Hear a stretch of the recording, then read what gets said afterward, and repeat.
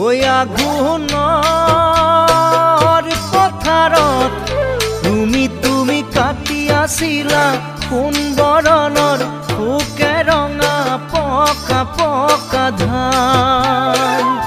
ওই ধাননিৰ লগতে তুমি তোমাৰ জিলিকিছিল তেজে ৰঙা গুলপীয়া গাল।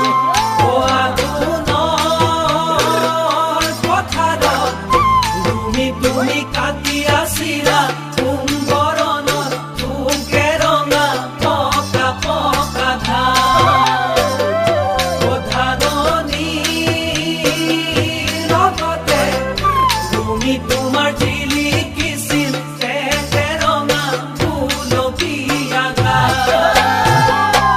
কান্ধতে